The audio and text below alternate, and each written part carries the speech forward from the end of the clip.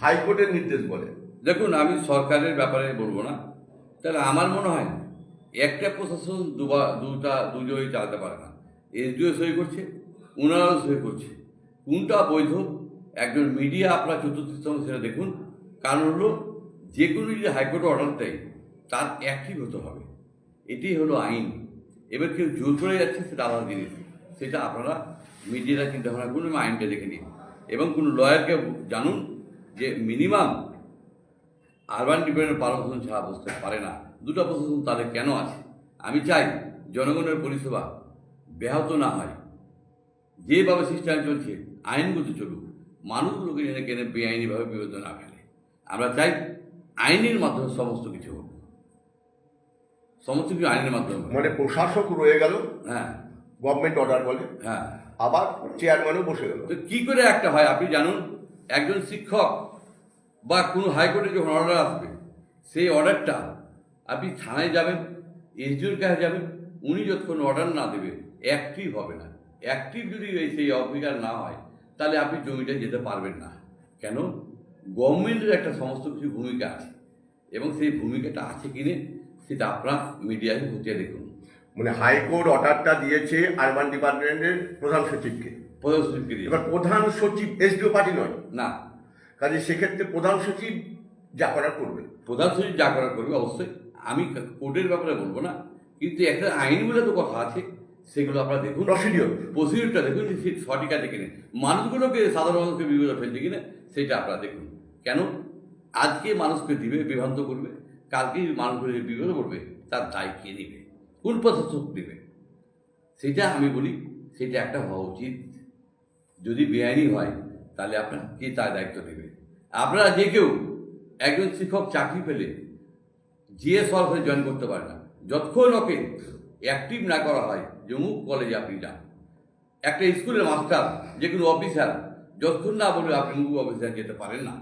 যে কোনো অ্যাক্টিভ যতক্ষণ কোনো শিক্ষক কোনো কারণে যদি তাকে সাসপেন্ড করা হয়, যতক্ষণ আপনার ডিআই অ্যাপ্রুভ না করবে ততক্ষণ আপনি মাস্টার নন, আপনি ততক্ষণ আপনি স্কুল না দিবে, সাসপেন্ড না দিলে হতে পারে না, যত কোর্টের যে ওদের অ্যাপয়েন্টিং অথরিটি সেই করবে, সেটাই হলো আইন।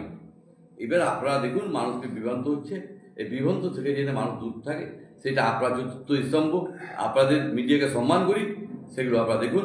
এবং আমাদের দেখবেন মাননীয় মুখ্যমন্ত্রী বাংলার নেত্রী মহিলা মা বোনদের জন্য যে একটা জনপ্রিয় প্রকল্প লক্ষ্মী ভাণ্ডার 1000 থেকে 1500 করেছে। মাননীয় মুখ্যমন্ত্রী মাধ্যমিকের পাসের ওপরে 20 থেকে 40 বছর অবধি আগস্ট মাস থেকে সেই 1500 টাকা করে ভাতা দেওয়া হবে। কেন? মানুষের জন্য অসুবিধা না হয়। আপনারা দেখেছেন কৃষিক্ষেত্রে তারও বাড়িয়েছে মাননীয় মুখ্যমন্ত্রী বাংলার নেত্রী বিভিন্ন জন প্রকল্প হিসাবে। এই যে আপনারা দেখছেন যে আমাদের গঙ্গা নিয়ে সমস্যা, সেখানেও কংক্রিট করে বাঁধা হবে এবং ভেঙে না যায় তাই স্পেশালি ব্যবস্থা করেছে মাননীয় মুখ্যমন্ত্রী। আপনারা দেখেছেন মন্ত্রিসভায় পাস করেছে যে একটা পূর্ণাঙ্গ ইউনিভার্সিটি হচ্ছে। এটা আমাদেরকে মুর্শিদাবাদকে বড় পাওয়া। তাই আমরা চাই মাননীয় মুখ্যমন্ত্রী মানবিক দীর্ঘজীবী হোক। এবং আপনারা দেখলেন এসআর নিয়ে যেভাবে বিজেপি হয়রান করছে, বিজেপি শুধু বলে আমাদেরকে সরকারকে বদনাম করার জন্য যে আমরা 3000 দিব, মাননীয় মুখ্যমন্ত্রী 1500 দিয়ে দেখিয়ে দিয়েছে। এবং ভারতবর্ষে কোন রাজ্যে বিজেপি আছে 3000 টাকা আপনারা দেখান, ভারতবর্ষে দেখান। ওনারা বলছে 400 টাকা, কিন্তু একটা কোন রাজ্য দেয় দেখান। প্রধানমন্ত্রীজি বলেছিলেন কালো ধন নিয়ে আসবো, 15 লাখ টাকা, সবই মিথ্যা। 2 কোটি চাকরি দেবো, মিথ্যা বলেছে। কিন্তু মাননীয় মুখ্যমন্ত্রী যেটা বলে সেটা করে। এবং আমরা সকল মিলে মাননীয় মুখ্যমন্ত্রীকে ধন্যবাদ জানাই এবং তার কৃতজ্ঞতা প্রকাশ করি যে জন কল্যাণমুখী বাজেট করেছে কেন্দ্র সরকার। কেন মহিলাদের কোনো সুরক্ষা নেই? কেন সুরক্ষার জন্য তৈরি করো না? দিল্লিতে আজকের দিনে বহু লোককে পাওয়া যাচ্ছে না। আমরা চাই সত্য দিয়ে হোক, আমরা চাই মানুষের কাজ দিয়ে উন্নয়ন দেওয়ার কাজ হোক। ওনারা তো 5000 ছিল, আমরা দেখতে পাচ্ছেন বিভিন্ন জায়গায় বিক্ষোভে চলে যাচ্ছে। শুধু যে কলকাতায় চিল্লাচ্ছে এবং কলকাতায় থাকে, এলাকায় থাকে না। আমরা কি দেখুন 12 মাস মানুষের কীভাবে সেবা করছি, মানুষের পাশে আছি। মানুষের একটা সার্টিফিকেট যেন গুরুত্ব হয় না, সঙ্গে সঙ্গে পেয়ে যায়। তা আমরা মাননীয় মুখ্যমন্ত্রী যেভাবে কাজ করছে, আমি যে ভারত সরকার করুক, যদি ওনাদের এত ইচ্ছা, তো কেন বাংলাকে বঞ্চিত করা হবে? আপনারা দেখুন, 3বারের প্রধানমন্ত্রী বাঙালিকে কেমন ঘৃণা করে। এই একটা ক্যাবিনেট মন্ত্রী নেই বাংলাতে, যে বাংলা সংস্কৃতির বাংলা, যে বাংলা ঋষি মুনিষির বাংলা, বাংলার সংস্কৃতি কালচারকে নষ্ট করে দিচ্ছে।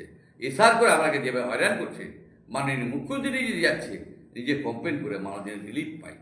আমরা মানবিক সরকার, মানবিক কাজ করছে। তাহলে আপনার কি মনে করছেন যে চেয়ার আইন তো সেটাই বলে, আমি আইন যেটুকু জানি সেটাই বলে। আপনি যত মানুষ তো বিব্রত হবে। মানুষ বিরুদ্ধ হচ্ছে, বিরত করার জন্য এ করছে, এটা মাননীয় মুখ্যমন্ত্রী বদনাম করার জন্য করছে। আমরা চাই কোর্টকে আমরা সম্মান জানাই এবং কোর্টকে সবসময় সম্মান জানাবো, কিন্তু কোর্টের ওপরেও তো কিছু আছে, তার তো পারমিশন লাগবে। গভর্নমেন্টের কাজ, একটা পুরুষ হয়ে দুটো অপর কী করে থাকে আপনারা বলুন? আপনি একজন সাংবাদিক এবং শিক্ষিত লোক, আপনি একজন বহুদিন দীর্ঘ অভিজ্ঞতা, আপনি নিজেই বলুন।